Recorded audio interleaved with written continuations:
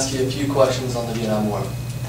Number one, how old were you at the start of the war? I was a teenager, so I was the end of my senior year, and then I went during the war. I was at Penn State, Maine. Okay. Where did you live during the war? Beginning, I lived in Springfield, Pennsylvania initially, and then I went up to Penn State, Maine. Okay.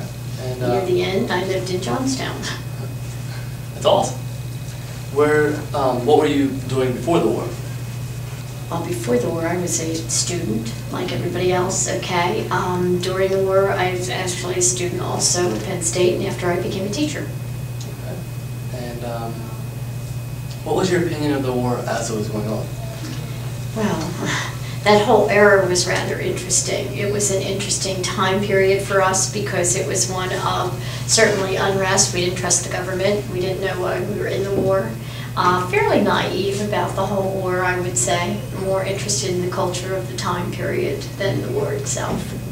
Okay. And what was your opinion on the draft?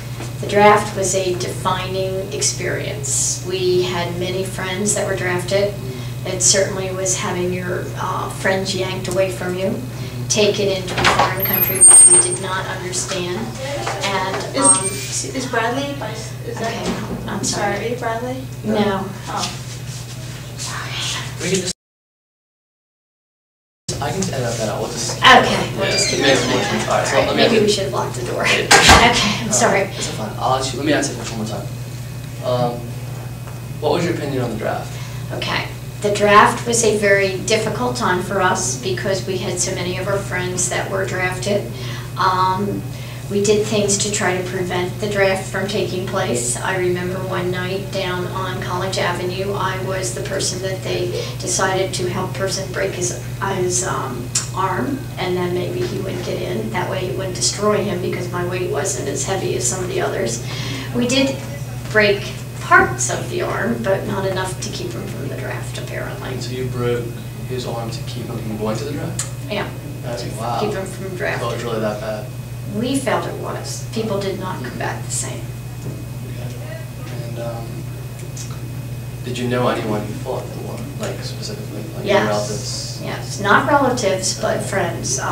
We were a core group up at Penn State, and as I said, we found them to be yanked away and sent over. They came back. We lost friends. We lost, some of my friends lost husbands. I mean, not that they didn't come back. They came back physically. They did not come back mentally. So it's a rather interesting phenomenon. We found that they were more comfortable seeking out the woods and the wilderness than they were actually coming back to any kind of a suburbia or civilized environment. So they like to stay by themselves and didn't like interact as much after the war? They did not, right. Yeah, they were much more introspective, found they needed more solitude, found themselves, as I said. Most of my friends actually started a lot of these wilderness experience companies that you see out west. A lot of them became bush pilots, some of them became guides in Alaska, but that was much more agreeable to their personality. They just couldn't come back to what we thought was a normal life. And what was the media like in portraying the war? Well, media is always very, they didn't glamorize it, but they certainly fed on it.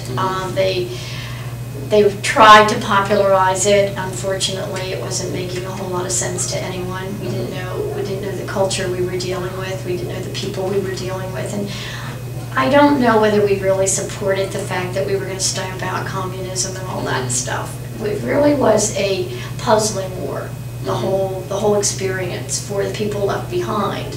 It's the same thing we're running into now. We talk about the Taliban, we talk about helping all the people, but we don't really understand. If you're not in it and you don't really get those, most of our information, which was very good, were the letters coming from the front, from our friends, writing back to us.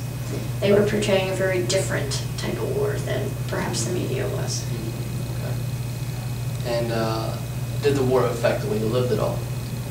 Oh, it's the way we thought we lived. Yes, it affected every aspect of it. But it wasn't just the war, it was the whole era, you know. I mean, yeah, I'm not ashamed to say that I was a hippie. So it was kind of neat, you know, at the time period. Not that we embraced all of the aspects of it. And I had a lot of friends that were activists. I mean, if we weren't revolting against one thing, we were probably protesting against something else. But I mean, that was the whole thing. Yeah.